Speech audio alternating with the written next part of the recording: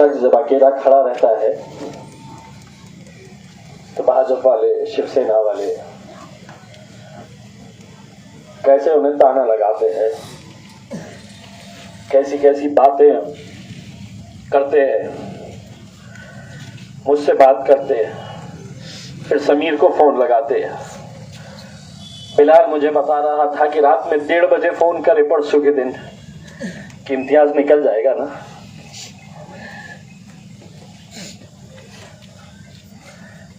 मेरे जाने से असद भाई को भी लगा था कि मैं अकेला नहीं हूं, और मैं भी वहां पर गया तो कुछ असद भाई से कम भी नहीं था। वो जब बैठते थे और वहां से कोई भी कुछ बोलता था तो इम्तियाज जलील खामोश नहीं बैठता था, पीछे बैठ के बता रहे चल रहे बैठ चल। और उन्हें इस बात की बड़ी तकलीफ थी, और वो जानते थे कि मजलिस का ये एमपी नहीं चुनकर आना चाहिए, लेकिन अल्हम्दुलिल्लाह अल्लाह की मर्जी, असद भाई वो अपनी जीत की जब काउंटिंग चल रही थी,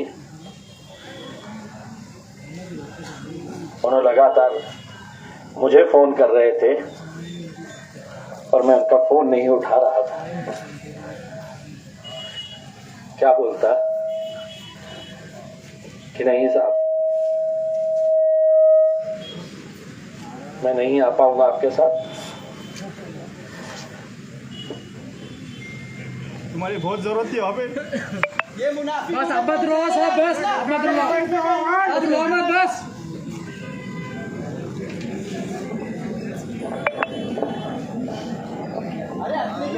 दोस्तों हमने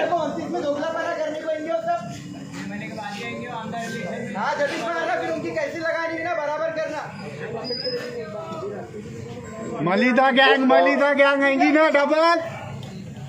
एक एमएलए है जिसका बेटा एमएलए के लिए खड़े रहना चाहता है। पहले अफसर खान को भागवत करार ने चलाया क्योंकि उसे लग रहा था कि टिकट उसे मिलेगा। उसके बाद एक एमएलए है जिसका बेटा खड़े रहना चाहता है, उसने पैसा लगाया और सिर्फ यही कोशिश कर कि तू जितने ज्यादा वोट ले सकता है ताकि तुझे एमएलए इलेक्शन के अंदर हम दोबारा खड़े करेंगे और तू दोबारा वोट काटने का काम करना। अब तो तू भी अच्छी तरह से सुन ले, इम्तियाज जलील तो खासदार रहा नहीं है, तुझे तो किसी हालत में एमएलए बनने नहीं दूंगा। और उसके आगे तो उतना गली का शेर बनता है ना, तो वहां पे अगर वक्त आया तो मेरा सबसे मजबूत सिपाही बेगमपुरे से लड़ाऊंगा इंशाल्लाह। तुझे तो अब कॉर्पोरेटर के लायक भी नहीं छोड़ूंगा। अब तो जावा इसके सामने दिखना। और तू समझ रहा होगा कि अब ये जितने भी चुनकर आ गए हैं, तेरे साथ उनकी अच्छी साठगांठ है, तुमने उनका काम कर दिया, तूने तेरा काम कर दिया, अब ये भाई देख तेरा काम कैसा करता है।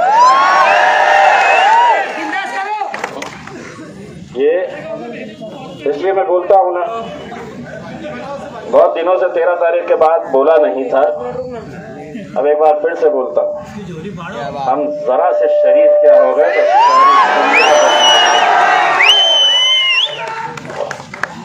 बस मेरे भाइयों, एक अल्लाह की जात पे यकीन रखना, अपना ईमान इतना पुख्ता रखना, ये सोच कर चलना कि यहाँ पर हमारी अगर शिकस्त हुई है तो इसमें भी कुछ अल्लाह की मसलहत होगी।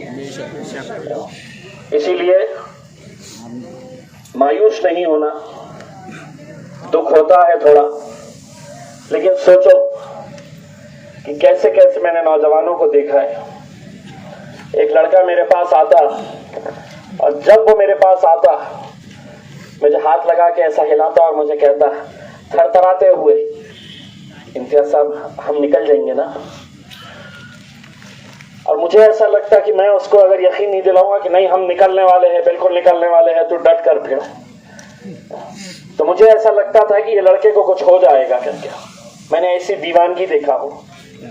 मेरे भाइयों, इलेक्शन के अंदर बड़े बड़े नेता तैयार होते हैं, लीडर तैयार होते हैं, लेकिन 10 सालों के अंदर हिंदुस्तान में शायद अकेला इम्तियाज जलील एक ऐसा लीडर होगा जो करोड़ों रुपए खर्च करने के बाद भी ये मोहब्बत नहीं पा सकता था जो मैंने आप लोगों के पास बताई। जो इज्जत, जो शोहरत हमने अपने शहर को दिलाई है। लोग आगरा जाते हैं ताजमहल देखने के लिए। अब अगर आप कहीं जाते हैं और अगर आप किसी को कहते हैं कि मैं औरंगाबाद से आया हूं, तो वो ये नहीं कहता है कि वहां पे बीबी का मकबरा है, वो ये कहता है कि वहां पे इम्तियाज जलील है ना। ये आप लोगों ने अल्हम्दुलिल्लाह ये मोहब्बतों से नवाजा है, जिसका मैं लफ्जों के अंदर कभी भी जिंदगी में मैं कभी एहसान चुका नहीं सकता हूं, कभी नहीं एहसान चुका सकता हूं। मैं तसव्वुर भी नहीं कर सकता हूं कि मैं आप लोगों की मोहब्बत का, मैं कैसी उस माँ की तड़प, उस माँ का जो मुझे फोन कर करके रोज कहती थी कि बेटा मैं तहज्जुद में उठ के तेरे लिए दुआ कर रही हूं करके। मैं कभी देखा नहीं हूं उन्हें, लेकिन फोन करके मुझसे कहती बस एक चीज जो दिल में खटकती है कि 2 इलेक्शन के वक्त मेरी खुद की मां मेरे साथ में थी।